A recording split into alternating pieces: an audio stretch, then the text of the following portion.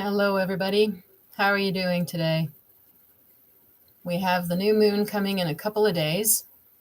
So it's always said that we can feel the effects 3 days before, 3 days after. And if you're particularly empathic and sensitive, you might feel it even longer, maybe a week before and after. It all depends on you. Also depends what sign you are, where it's hitting your particular chart. So if you are a Libra and the new moon and all the planets are hitting you, well, happy birthday. You might feel charged up, like you got a boost of energy. If you're an Aries, it's your low time of the year. It's your opposite sign. So when you've got a cluster of planets in Libra and you're in Aries, it might be a bit of a low energy time, and it might mean a little more stress in your relationships. So it really depends on your sign, your rising sign, where these planets fall. But overall, Libra is always focused on keeping the peace and, being diplomatic and more charming and more pleasant socially. So they're good at negotiations. They're good at facilitating. They're good at having more light or rational, detached kind of conversations, conceptual conversations. It's not the digging deep emotionally type of energy that we see with Scorpio or, with maybe Cancer and other water sign. But we have a challenge because we have our Mercury retrograde right now in Libra. So all of those qualities I just mentioned, it makes it a little harder to be as diplomatic or charming when there are misunderstandings, when there are communication delays. And as I am broadcasting this, we are in the middle of Facebook, Instagram, and WhatsApp all melting down from who knows what. Some people on TikTok, because that's not run by those same company, TikTokers are saying that it was because of a whistleblower that a bunch of things are taken down or dismantled. Other people think, something maybe was hacked to come and disrupt the network. At any rate, that would be considered certainly a Mercury retrograde event in Libra, our social networking. And Mercury is in Libra and retrograde, and Mars is on top of that sun and moon in Libra. All of our social media type energy planets are conspiring perhaps to make planning things difficult. So if you are finding your plans endlessly changing and being overhauled, or you're missing messages, or you're missing data, or people didn't hear you properly, or you typed in the wrong days even though you didn't mean to when you were booking something, or who knows what's going on. Hopefully you didn't send the wrong text to the wrong person, the wrong email to the wrong box. But that's the kind of energy it is right now. We got to be extra careful with what I find. It's not every Mercury retrograde plays out so much with social media and communications platforms, but some really do. And this time it seems to be really hitting it hard. So that means just be a little extra careful of what you say, of what you send. Read things twice. Try to listen as best you can, because you might not have heard things the way somebody said them, or you might not be saying what you thought you said. So it's just, as you can see, because Libra wants to make things very smooth and pleasant and flowing and charming on the communications level, when you have these planets coming along to disrupt it, well, what happens? Now you can get frustration, resentment, passive-aggressive behavior. So this is what we got to watch for in our relationships for the full moon period. So we're talking about, now, which is October 4th, to you could stretch it through the Thanksgiving weekend if you're in Canada. It's going to be till like the 11th, 11th, 12th. You could feel it up till the weekend. I'm saying that for Canada, maybe extending that period of how long, because most people, if you're Canadian celebrating that, you're going to be with your family, so still be careful. If you're in the US or some other country and you don't have Thanksgiving, then you might feel like it's sort of subsiding by the 9th or earlier on. The other thing I wanted to talk about that's sort of a general thing before we get going with the chart and the readings is that there's a sort of general, very intense buildup of energy happening that I know a lot of people are feeling and talking about. And we'd love to assign it to the planets and say, oh, it's because of the moon, or oh, it's because, but it's bigger than that. It's hard to assign an energy that everybody feels to one system or one planet, or to assign it only to something astrological or only to something technical, or there's so many different systems and modalities that people use on the planet, different cultures, languages, and everybody's got some little piece of insight or the truth. But I wanted to bring this up because I would say since July, I've been feeling something, a pressure building and mounting and building and mounting. And I find there's a lot of people, myself included, there's spikes of anxiety, stronger than I've had in decades. And I'm seeing it with other people too. And it's sort of hard to say. It's nothing to do with Mercury, it's nothing. It's a larger trend. If I had to put any astrology on it, I would probably say it's this culmination of the last few degrees now of Pluto and Capricorn, and that Saturn and Aquarius energy, which together are sort of bringing in this new world structure, dismantling systems that we found stable and not sure what's coming next. Uranus and Taurus as well. So these are outer planets that last a few years. And that would be my lens as an astrologer. Why are we feeling a buildup and these spikes of anxiety coming from? I would feel it's because part of us can feel that we're going into something brand new that might start changing quite quickly. And we're walking into the unknown. We don't know what it'll look like. And at the same time, I also believe, as nerve-wracking as this can be, as scary as it might feel sometimes, because it does, there's also a lot of immense opportunity to reinvent your life at a time like this too. So to me, that would be the best way to use this energy if you're feeling a buildup or an anxiety or a crazy making level of stress that you've never felt, or panic at the uncertainty of things. If you feel this overwhelming you, I'd really recommend doing whatever you can to calm yourself. You might need to turn off the news cycle.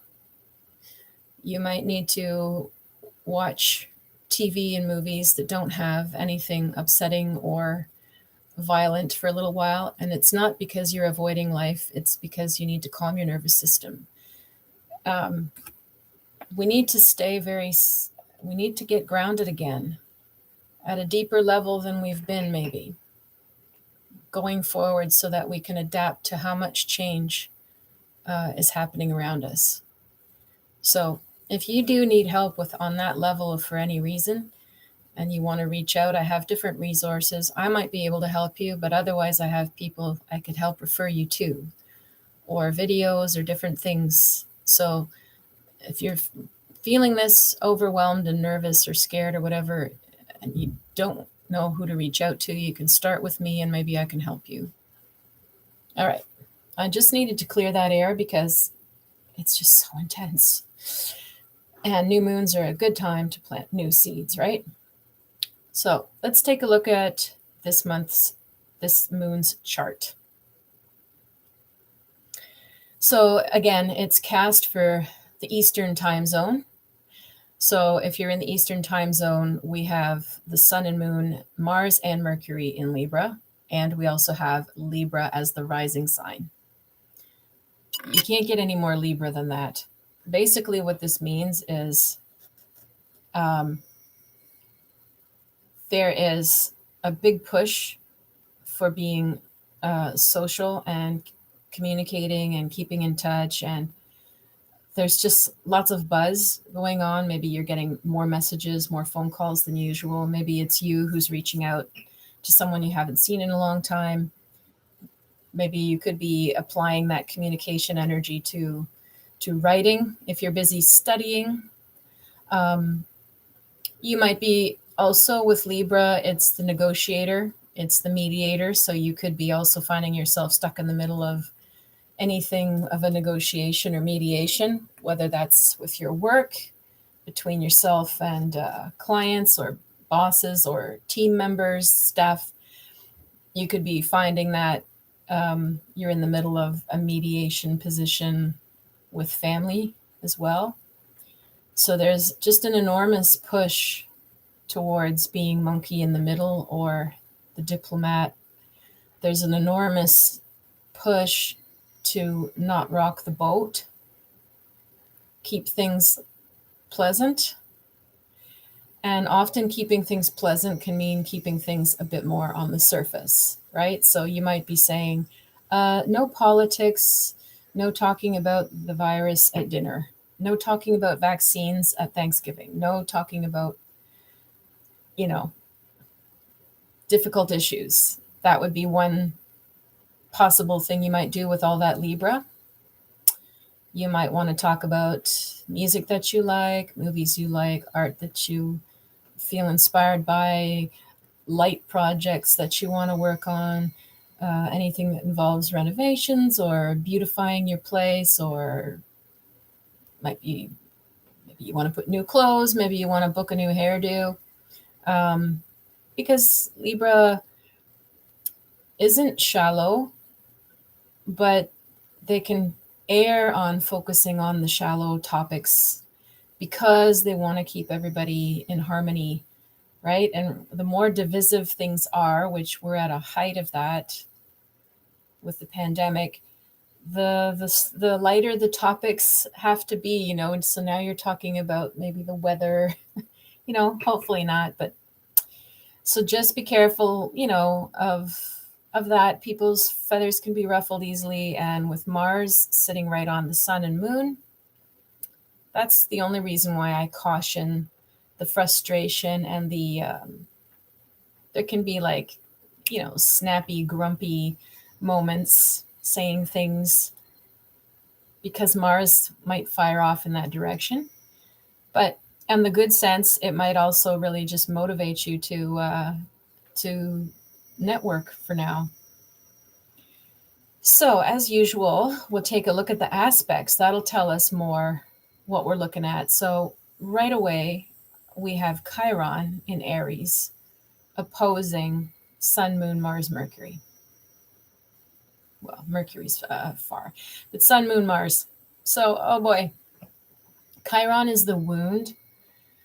Chiron in Aries is the wound of the self. That means somebody that has a hard time feeling like they have the right to take up space, the right to be somewhere, the right to be seen and heard. Or sometimes somebody who feels very lost, like they don't quite really know who they are, because the wound is in Aries. Aries is the self. So with all those planets opposing Chiron and Aries, it makes it even stronger, this push towards pleasing and smoothing and multiple people, multiple sources, multiple opinions. Oh, well, maybe we'll weigh this and we'll bring up that and we'll counterbalance and we'll play devil's advocate. Because Chiron is in Aries. It's not like it was some other planet that's strongly in Aries going, no, it's about me too. Chiron in Aries is like, oh, is it about me? Is it okay if it's about me? So we're airing towards Libra completely with this reading. Now, the other interesting thing going on that touches those planets is Pluto. Pluto is squaring Mars. Squaring Sun, Moon, Mars, Mercury. Well, I got to be honest, and that's falling in the house of home and family.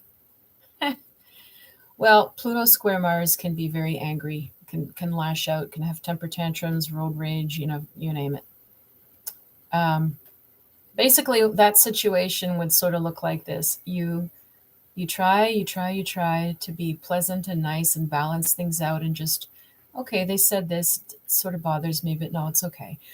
Oh, well, now they did that thing again that, well, I asked them, I thought I made it sort of diplomatically clear that I didn't like this, but I guess I didn't. Oh, well, there they did it again. Okay. And you keep, trying to keep it fine and nice. And then eventually Pluto and Mars just sort of goes, and it can just say something really maybe true, but not very nice, because Pluto's in Capricorn. So it's going to just bring down the, off with their head. I'm done, authoritarian, like the king or the queen says, no. So you might have moments, little diva moments over the weekend, over this little week. And honestly, if you do feel like you lash out or snap, I'm willing to bet you that you tried your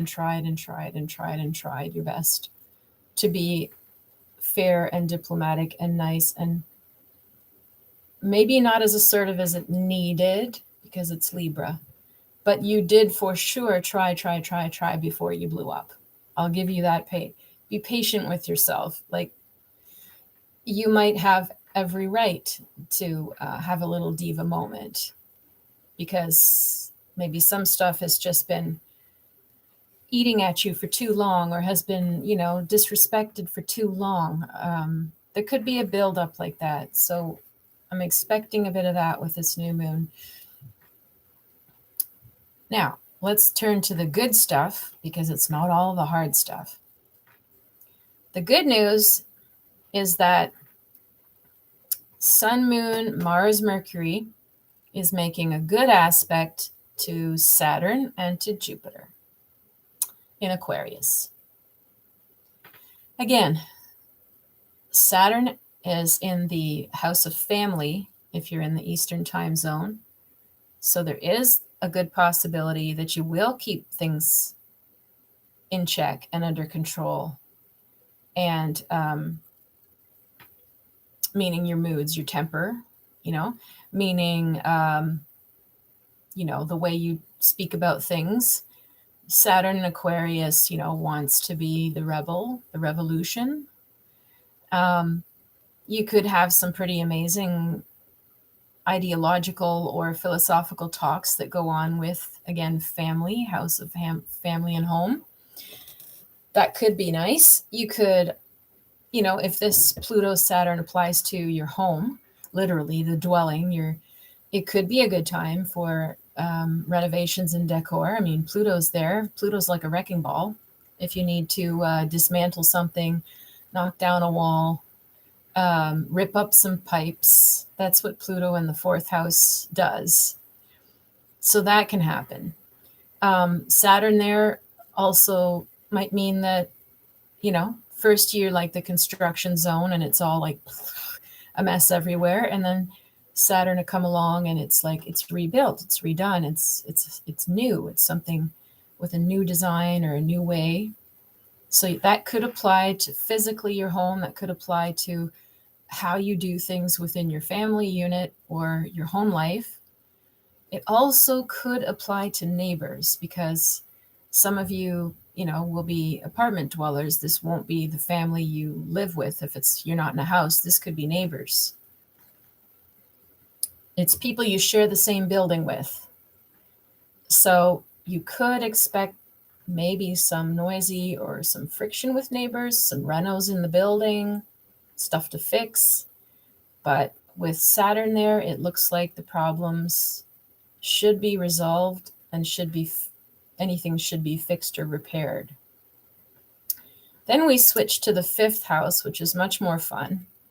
It's creativity and playfulness and romance and childhood.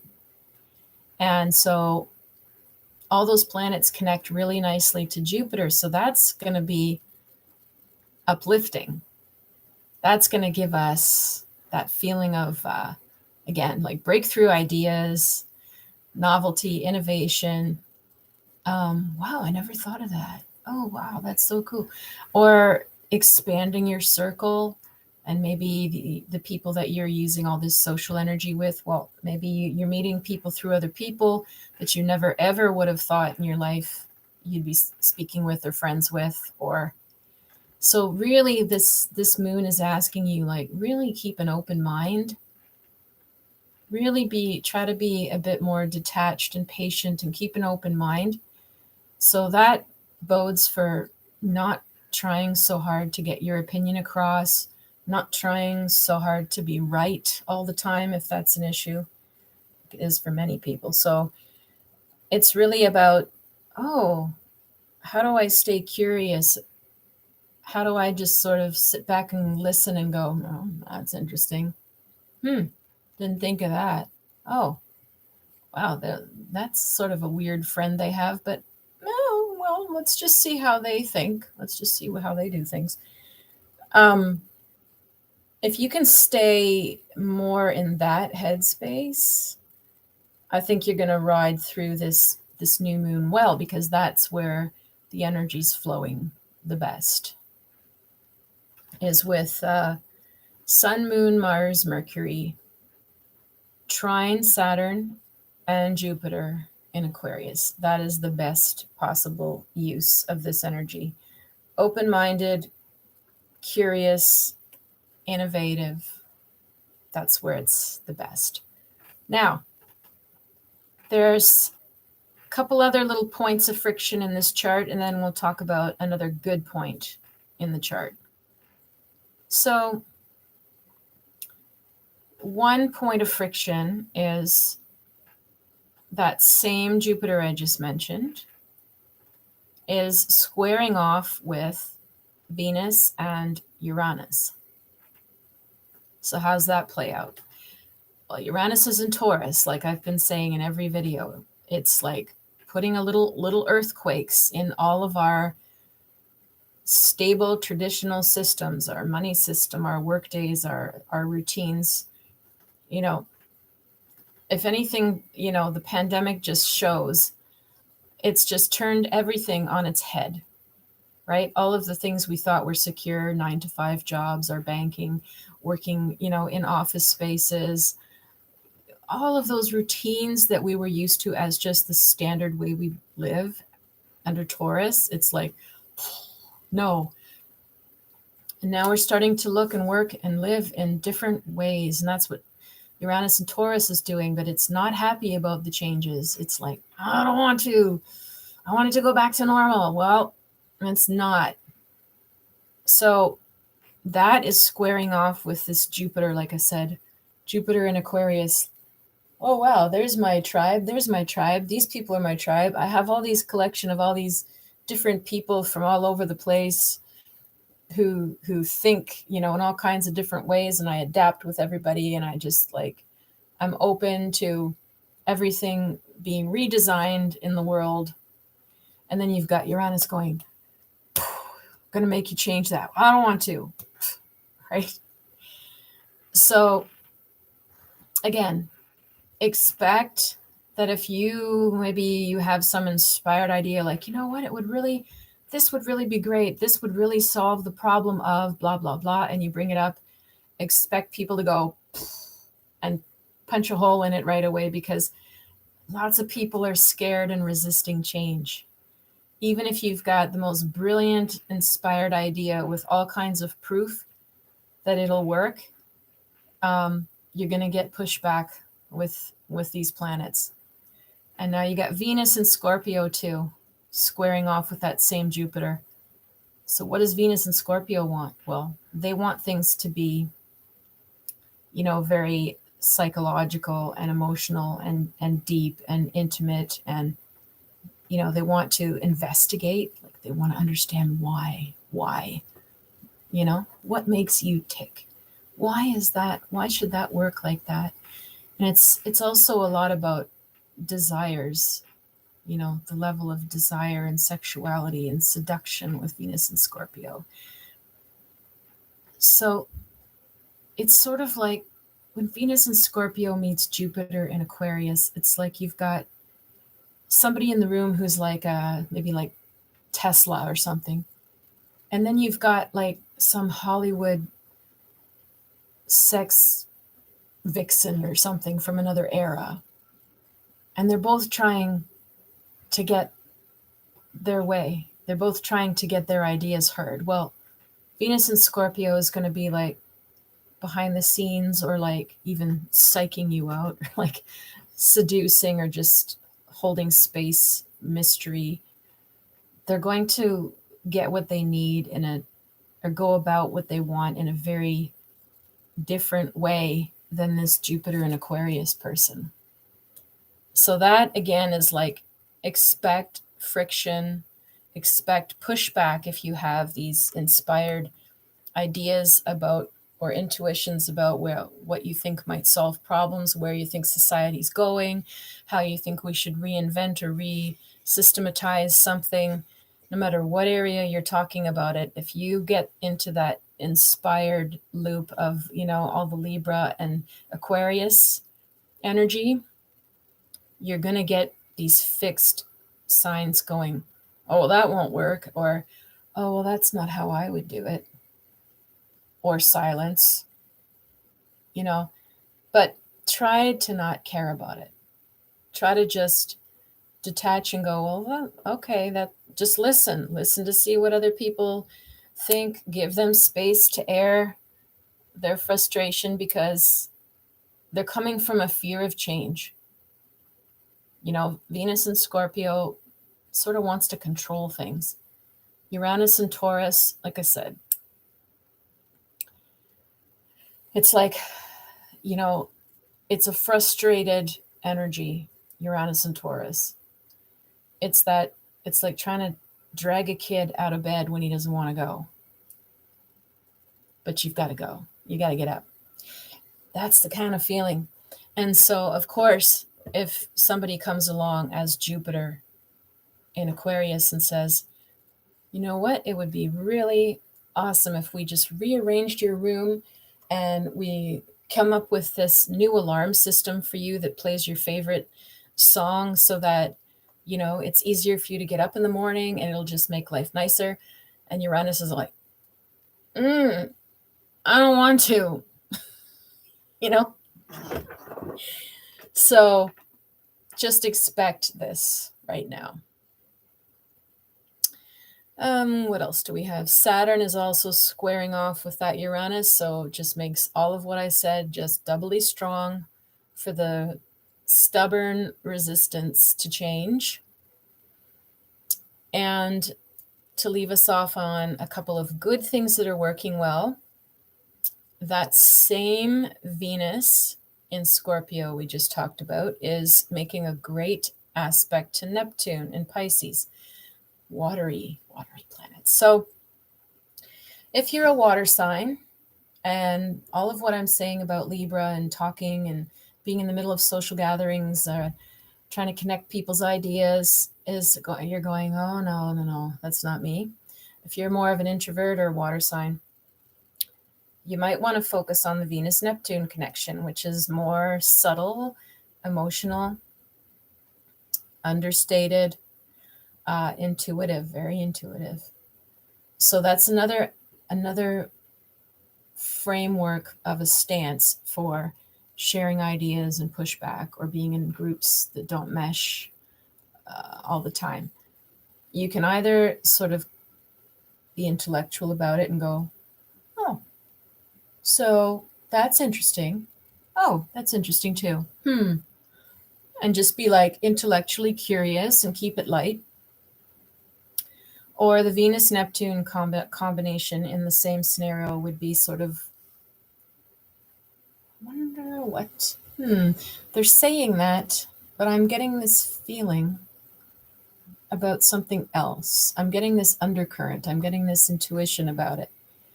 And they're listening just on a whole other level, intuitively and emotionally, psychologically, to people. And they're still probably being understated or quiet about it. But they're going to sense when it's time to say something and when it's not. And when they do say it, it might be quite deep. It doesn't mean it's aggressive, but it might be quite deep. So that's another way you can play this energy out. And finally, we have Saturn in Aquarius, which, remember, we said sort of bringing some solidity, some plans, some structure to this home renovation, or like a neighbor situation or a family kerfuffle. We have something going, okay, let's just calm down and let's hear all sides. We have that making a good angle, a trine to the North Node in Gemini. So again, all air is making great aspects together. So the North Node in Gemini with Saturn there and all that Libra, if you feel up to it and you are the calm, detached, more rational party, you might be the one playing mediator. You might be the one saying, I think it'd be good if maybe we wrap up on this topic, because it feels like maybe some of us are getting tired of discussing this, or how about we move on to doing something new, or maybe teaching something or explaining, not in a patronizing way, but just presenting things to people, because that's very North Node in Gemini too, is like being curious but informed. There's a mediation feeling going on. I mean, not all of us are born to be mediators in the middle of all of this energy and division that we're in. But if you're one of those people, it's very much needed. Anybody out there who feels able and can facilitate and calm people well, we need you. When I'm feeling rested and well, I know that I'm pretty good at that, but as I mentioned earlier at the beginning of the video, there's just so many spikes of anxiety going around that I'm also being more careful before stepping into the ring of this energy, because it's really intense. So let's take a look at our cards for this moon. And I'm going to use this beautiful Light Seers Tarot again, in case you really like it. That's what it is. I just like, because we've got all this Aquarian energy, and interpreting a new deck is, for me, part of expanding my mind and imagery and reframing things that I know very well, but maybe I see something slightly new, because it's a different deck and I'm still learning it. All right, I think we need a little bit of sage too. What do you think? Let's do that. If at any moment you want to jump up and grab your own sage or incense, or it can be really helpful to give ourselves a little energy cleanse right now. All right.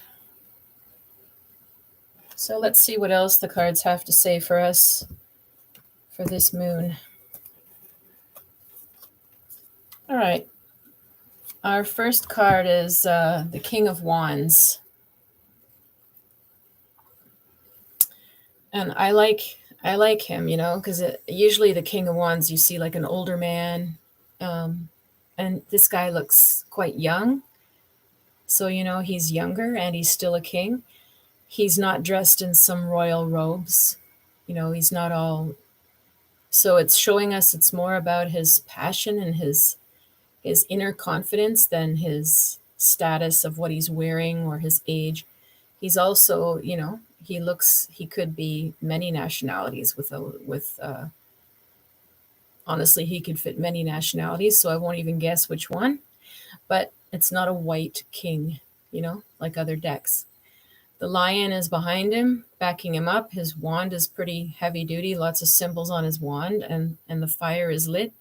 And this guy just looks like young and hip and modern, and he can handle whatever comes at him. All right, our next card is Two of Wands, so that's fire again. Very nice. You can see at the bottom, she's got a drawing. It looks like a VW bus. She's got a globe. And obviously this person is dreaming of travel.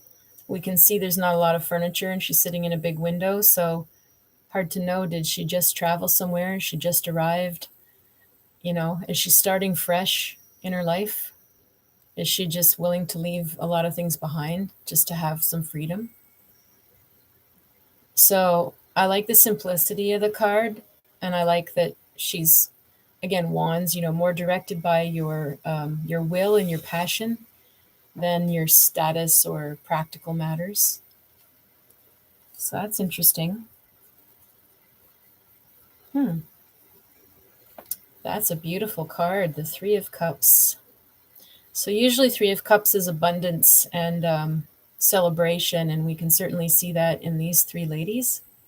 And I love that they're looking up at the constellations, and they're all different sizes, different ages, different nationalities.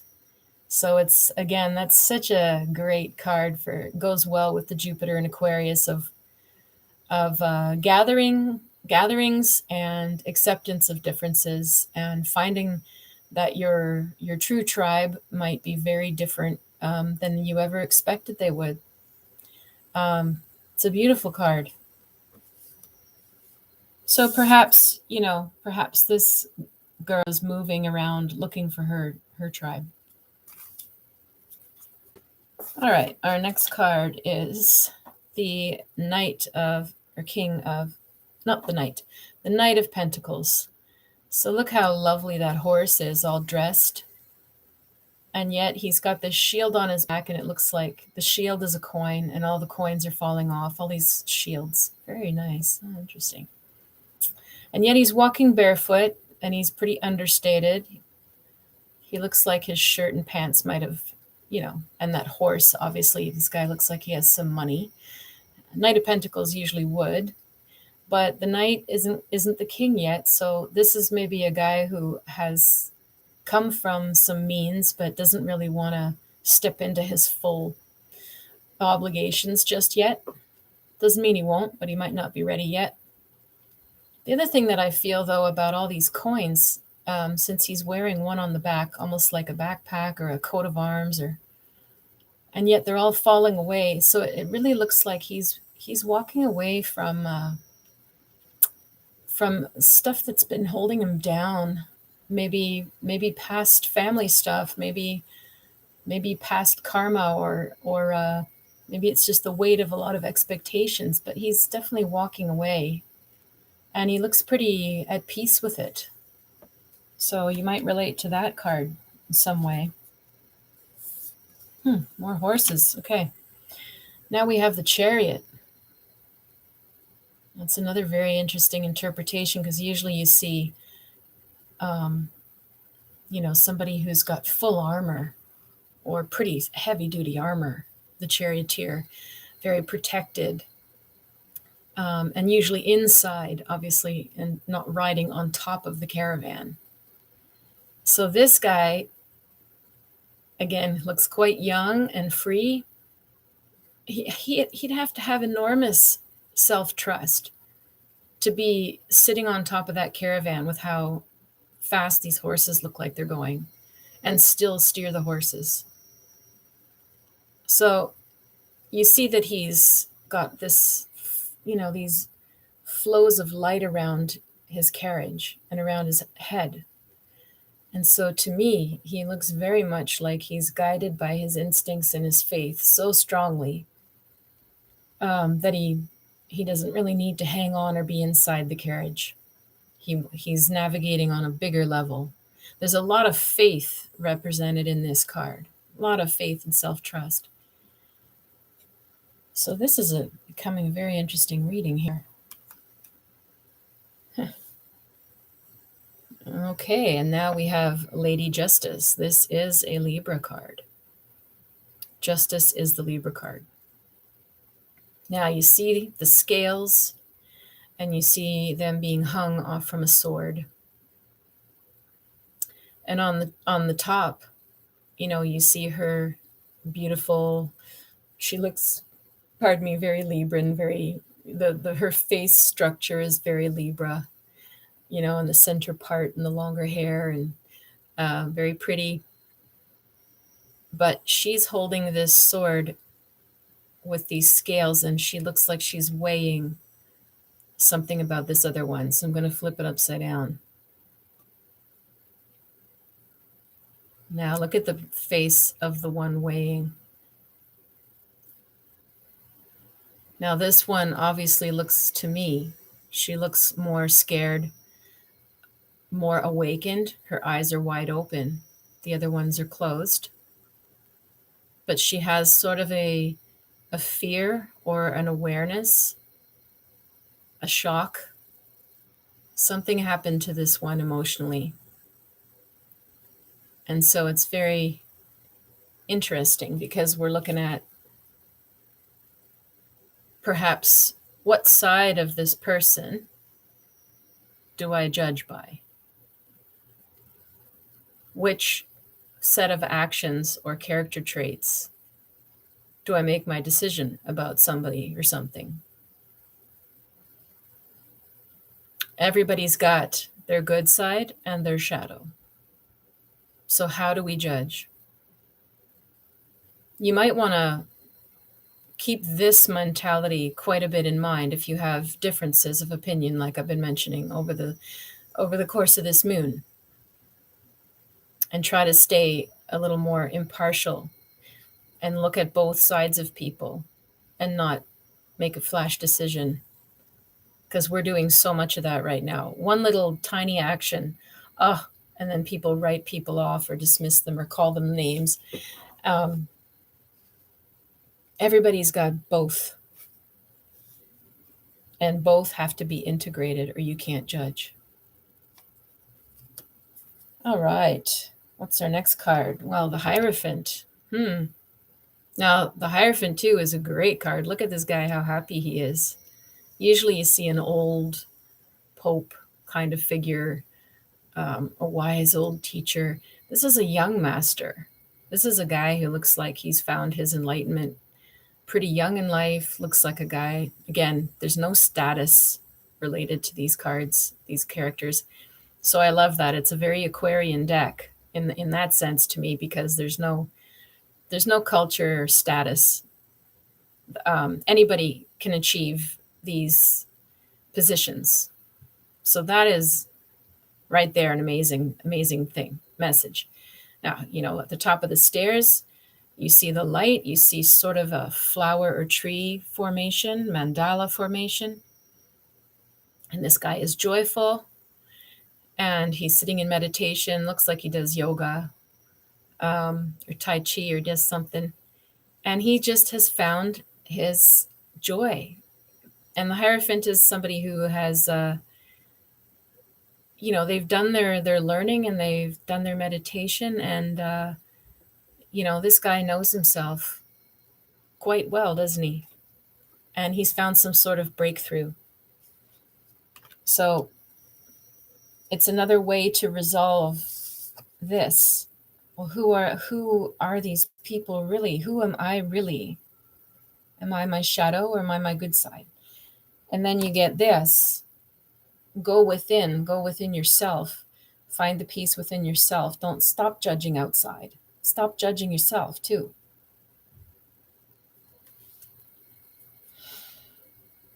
And then we get our Queen of Cups. That's lovely. So this is more our Venus and Neptune energy. In touch with her inner vision, her dreams, her clairvoyance. She looks like she's definitely channeling or receiving messages. Her hands are up. She might be doing some sort of energy healing or calling certain energy to her. And she's sitting immersed in the water, which is interesting. And I'm not sure whether that's her foot or if that's fish swimming around her. Down at the bottom, looks like a little fish swimming around her crown, her throne. And her crown is not even really on her. It's hovering above her. And these grids of light above the crown. Very, very nice card.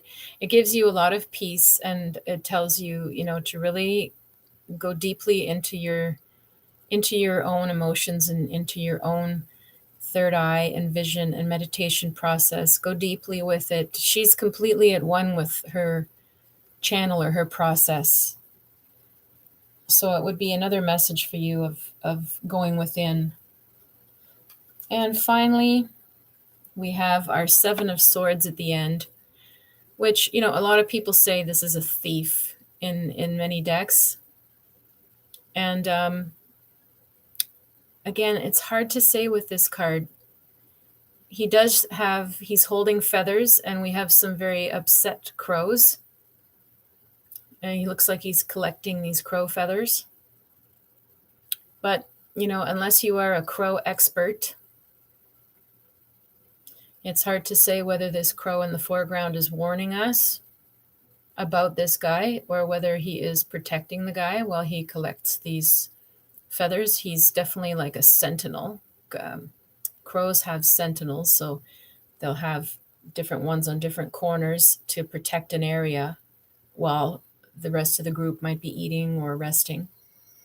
So this feels to me like a sentinel warning you in a certain corner.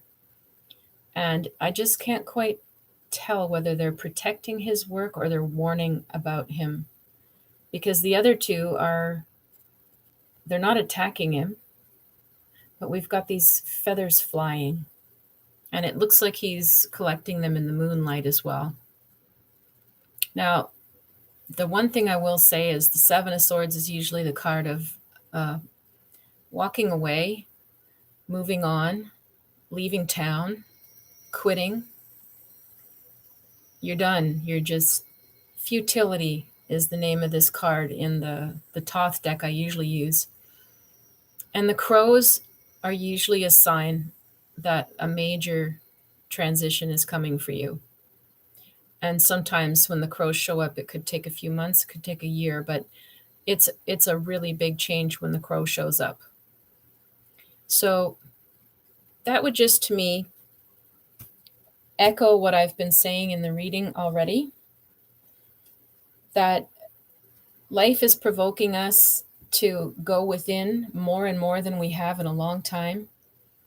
Take care of yourself, calm your system, and we've got to go back inward and be reflective and listen to our inner selves and not be so caught up out in the world as much as we are, because there's big changes coming, or there's big changes that you might be wanting to enact, where you might be moving away, moving on, walking away, quitting something you don't like, saying, that's not who I am anymore.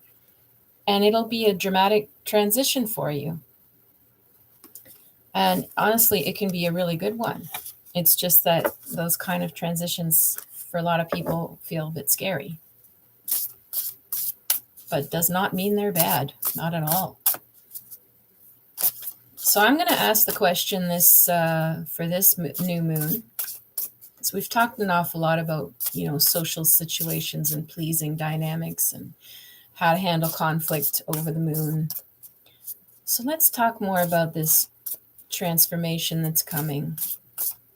and see for your sign what transformation is coming for you next. What will you need to decide or do or jump or change? What's coming? And I'm talking about in the next few months, not right now in the moon. Okay, I'm asking this question so that you have time to mentally, emotionally prepare and maybe wrap your head around what that next transition might be like over the next few months. I don't usually read, questions that are lasting months, but I'm getting that strong feeling today, so you're getting more of a future reading. All right, so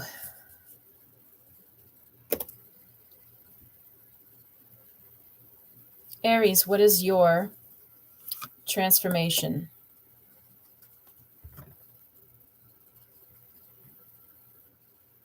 Judgment card. Huh. Well, what a beautiful way to draw the Judgment card. So many cards, the Judgment card is, God coming down, judging us for our sins. This has nothing to do with that. She has unleashed her inner self, her true self. Look at how beautiful that is. She's dancing and glowing, transcending. She's gone from her arms being tightly together to spreading her wings gracefully. So, what does judgment mean in that case for you? Well, in order for you to spread your wings more and feel more free to express yourself and free to move, what changes will you need to make in your life? There might be things that you need to make a judgment about that facilitate a better environment, whether it's your home life, your work life, your relationship life. What do you need to change in order to give yourself that kind of level of space? It's a pretty deep question. I know it sounds all simple, but it's actually quite a deep question. Like, if you feel like you can never quite express everything about who you are, and you feel constantly, silenced or shut down or thwarted, or always just, steadily frustrated that you're not in the right place, that has a profound impact on your life, your body, your other relationships. So if you're going to change that and say, I no longer am going to be that person you expect me to be, everyone has a reaction when we change that much. You might feel like suddenly your town is too small, your apartment's too small, your relationship is too limiting. So this is what your transformation will be about. And again, this is over the next few months. It's not supposed to happen quickly. Starting off chunky. I love it. Taurus, what is your transformation about? The High Priestess. Well. Taurus, it's time for you to trust your intuitive abilities and stop always falling back on the tangible, practical side of things. The biggest transformation, because Uranus is blasting through your sign and shaking up things that you thought were steady and stable. They're shaking up things that you thought, if I work hard enough, then I'll get to this, or I'll build that. It didn't work. It's not happening because the world is changing. The way out of that, the antidote, is for you to tap into your feminine side and your intuitive side. You're going to need to get a feeling of what's coming and an intuitive sense of what to do instead of a practical sense of what to do. So, for example, something in you says, it'd be nice to buy a house, and I would like to buy a house by next June. So therefore, we should be looking at listings, and we should try to decide by April so we can get inspections and blah, blah. Yeah, check. That's practical, down to earth. But maybe your gut feeling or a dream or something else is telling you, I don't know why, but I feel like friends of ours are going to sell, or we're going to hear about a house through people we know somehow. We're not going to have to go through all of that, intense bidding wars and lining up and, crazy extra down payments and stuff. It's just, I'm just getting a feeling that's going to play differently for us. That would be your intuition versus your practical logic. So this is the challenge or the transformation for you, is like listening to your intuition more and acting on it. It's going to change your life for the better.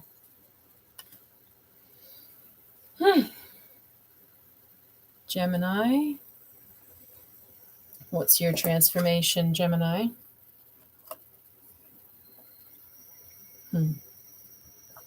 Well, this is a difficult one, I have to say. There's our crows back again. This is the Nine of Swords. And as you see, she's crying. This is usually a card of anguish. And it can be a lot of mental and mental psychological cruelty. That you might be in a position where you're the one enduring it from someone else, but you also might be inflicting it on yourself. And this could also be talking about the past, whether you felt abused or betrayed in the past. But as you see, the crows are, like I said, a very strong transformation energy of a huge change in life. And there's 9 crows. And one of the crows looks like it's an angel or in the light. And so to me, this is such a powerful card of healing the past and healing deeply on the level of your psyche, changing profoundly the way you look at yourself or past events. It could include some sort of forgiveness of yourself or somebody else. A lot of it is going to be about quieting your mind of any negative thinking or self-criticism, and allowing, not allowing it from others as well. So this is a profound, psychological transformation and healing transformation for you. And again, like I said, this is over the next few months. This is not like overnight kind of thing. But that's the thing that if you work on it the most will give you the biggest transformation. Watch how you speak to yourself. Be aware of the repetitive thoughts you're having and try to really work on those. All right, Cancers. What's your biggest transformation? Is the 9 of Pentacles. Well, that's sort of nice. For you, the transformation is going to be about money, material matters. Things are growing financially. And if you're not working on that, then maybe you need to be. It also looks like, let me just check what kind of bird that is. Yeah, I think it's a parrot or a dove or something. I can't quite tell. And so let's just say it's a dove for these purposes. There's a lot of peace with the material world. So making peace with money. That can be anything from what you feel you're worth, how much you earn, making peace with saving, or how you spend, what you spend things on, making peace with having more, making peace with taking care of yourself and being responsible for your own financial welfare can be another part of it. But the 9 is always the card of wealth. And if you look, she's fit, she's happy, she looks very healthy, she's dressed in white. It suggests very pure intentions.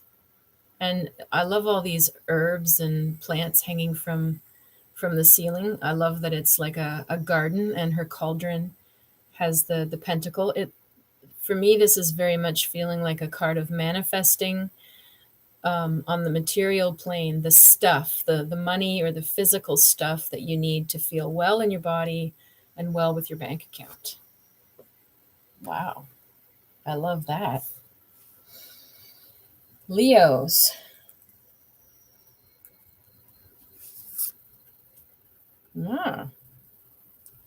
Leo, your transformation is the victory card. Look at that.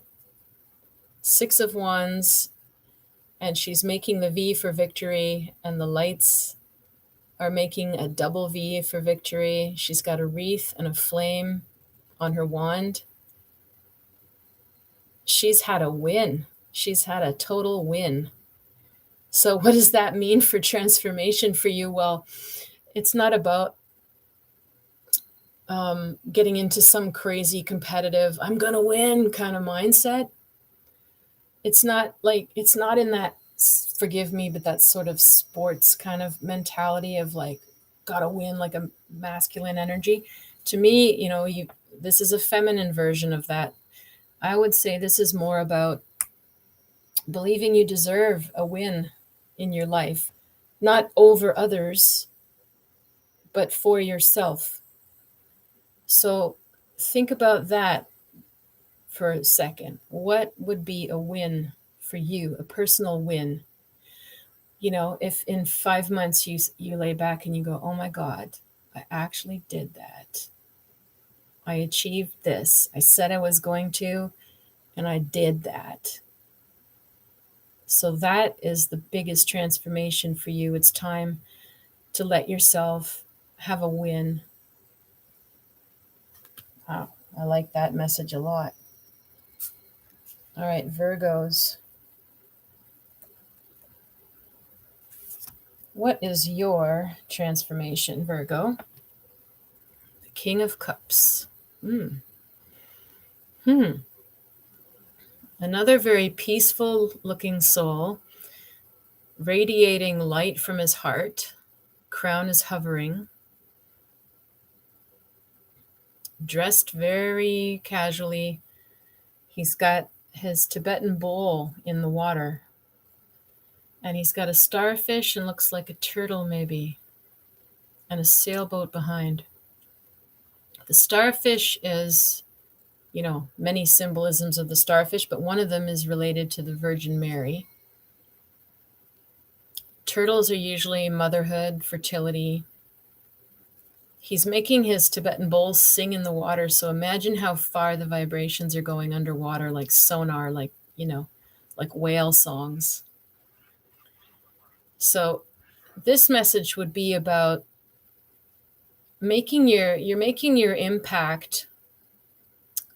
You're spreading your healing, or you're bringing a change or impact to other beings or the world or other people, other creatures, but you're doing it in a very spiritual or quiet or even, under the water kind of way. That's not about trying to have, 10 million followers. This is somebody who knows that the power of those sound vibrations is going to be heard far and wide, and it's going to help heal the waters. And therefore it's about emotional healing, and it's about understanding deeply the power that you already have internally. You don't have to claw for it outside with validation. Virgo, wouldn't that be a shift? Wouldn't that be a great shift? Trust the impact you're already making, even if people are not noticing or praising you for it. All right, Libras, happy birthday. Let's take a look for you. What is your transformation? And we get the Knight of Pentacles like we saw before. So your transformation is going to be about leaving behind old dynamics, old legacies, leaving behind a feeling of pressures that other people or other generations or society has put on you. going barefoot in some way, if that metaphor means something to you. And you've got this beautiful shield on your back. So people have your back, you have your own back. That's a big message usually for Libras. You have your own back, and then other people will have your back. This horse has his back. So I guess I'm going to ask you this question as your transformation is: what do you need to, or who do you need to leave behind? And how can you have your own back as you do it? Because if you do walk through the world and feel like, I don't need you to agree, I don't need you to think that this is pleasant, I don't need your approval, what would your life look like instead? I love the letting go, the freedom of this card. It's beautiful. Great time to think about that at a birthday too. All right, Scorpio, what's your message? Oops. What's your transformation? I pulled 2 cards. Well, you're getting 2. That doesn't happen much. They stuck together. Your transformation is very interesting. You have to see which one you relate to first, but I'm going to guess it might be the King of Swords, the Knight of Swords. So as you can see, the Knight of Swords is running after perhaps this hawk or eagle with a crossbow, running towards the dirt bike. So he's running away from, or he's running to hunt or chase. There's a lot of stress in this card. There's maybe a lot of skill or courage or freedom, but there's also a lot of stress. He looks like there's a feeling of danger. And then the transformation would be the 9 of Cups. Look at that. It's pure joy, happiness. There's plenty for me. This is like scarcity. Oh my God, there's only one. I've got to run after it. There's no one here. I'm all alone. This is like, there's plenty for everyone. There's plenty for everyone. So, and there's so much light and there's so much joy in this one. Even though there's this treasure chest, this person is just dancing with joy at the light and the sound bowls and everything and the cups instead of caring about the wealth. So it's very interesting then. I would say the biggest transition you can work on is abundance versus scarcity. Ask yourself, where in my life do I still have a scarcity mindset versus an abundance mindset? That would change a lot of things if you shift that around. You'll be amazed. All right, Sagittarius. What's your transformation? You've got the Magician here. We had that last moon. I love that, usually the Magician is shown like, oh, look at me. I can do everything I want. Big shiny guy. And I love, like, this one is like, yeah, it's not about me. It's not about my face. You don't need to see me dressed all fancy. There's the infinity symbol on the hoodie. It could be a man or a woman. It's hard to say, which is cool. And then this person obviously knows how to use Reiki or energy and is sending energy around. And it's making this infinity symbol also around him or her. And in the midst of it, he's activated a portal. And through that portal, anything can come. So the question I would ask you, because I'm sure a lot of Sag, you already understand these principles of manifesting, and a lot of Saggies have enough energy to be magicians. So what I'm going to ask you or challenge you for your transformation is check your ego. This is an understated person who doesn't need to have people know what they're doing or have followers or accolades or whatever approval, or even be out in public with their skills. This is really working in, to me, the right way, the mystery, with humility, without ego. So I'm just going to challenge you on that. Can you manifest, and can you pull back on the public image, or the talking about it, or the letting people know, or showing who you are? Can you pull back and go into that deeper space, more mystery?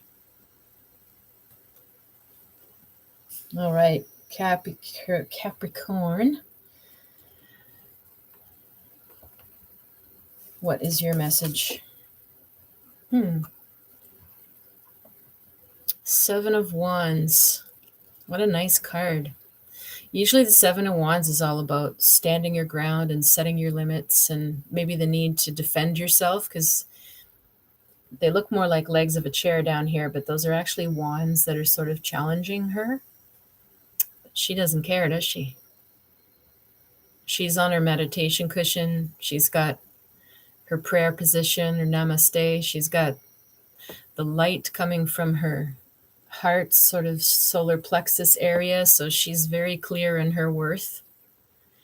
And she's turning her head to the side. And she's surrounded by this beautiful energy, planetary energy, looks like, sparkly energy. So no matter what adversity she's going through on this card, she knows who she is inside, and she is protected. She's energetically protected from it. It won't matter. Now, that I know is a tall task to arrive at that mentality for a lot of Capricorns. But I wonder if you can challenge yourself to learn how to feel protected, regardless of who comes at you or what adversity comes at you. You notice I'm not saying she's not defending herself. She's not lashing back. She's not putting up a shield to defend herself. She's not engaging in a battle with whatever's coming at her. She's transcended it. She's up here. She's above it. That would go a long way for you to feel a lot more secure about yourself and the world, wouldn't it? All right. Aquarius, what is your message? Your transformation is Ten of Swords. What a beautiful card. See, Ten of Swords is usually the card that says ruin. It's the end of the line. It's like, it's just above and beyond crazy making, too much head breaking, too much conflict. And it's so much that people can collapse under that. And yet this person has not.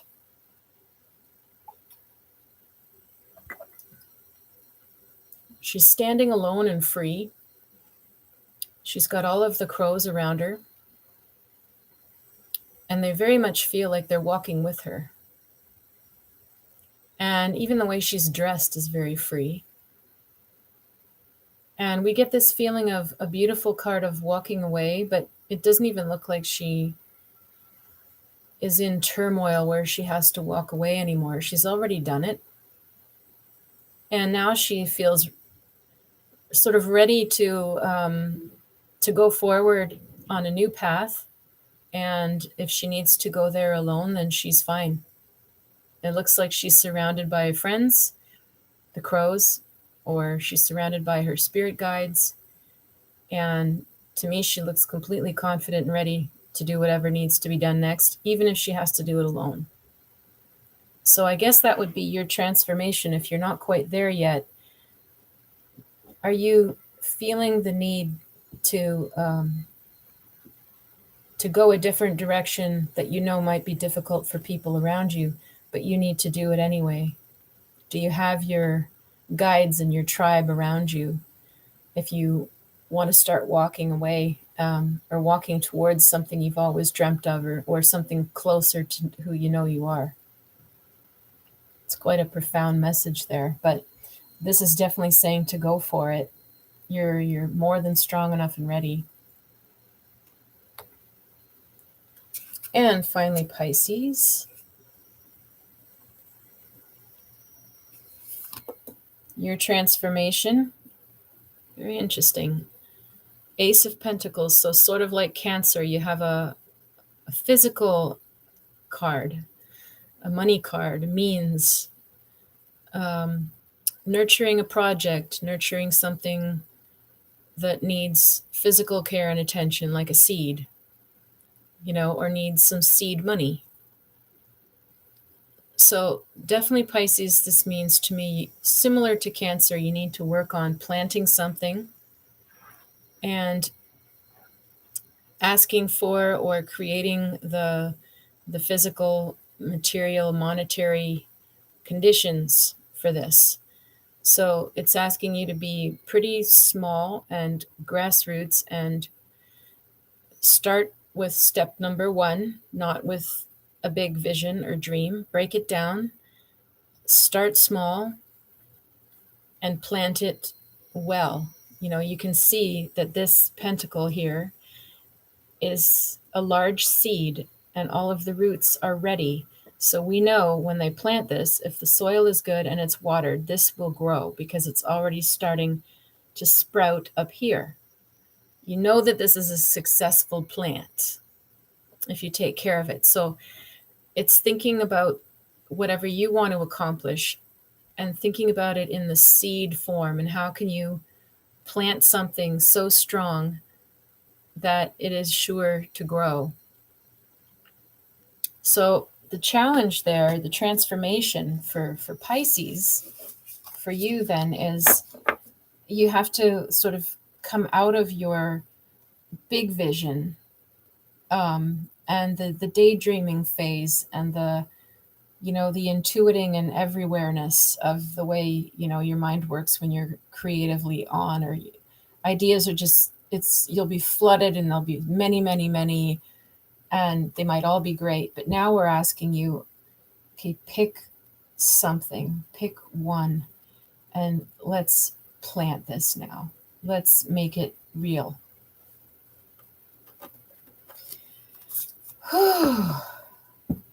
So if you respond or react or feel good or bad or whatever, need to talk about any of this, whether it's your reading or friend's reading, or that was your rising sign, or if it's anxiety and you want some resources or someone to talk to, please reach out. My website will be below in the comments. My website is river-rain.com, and my email is river.rain.info@gmail.com. You can email me.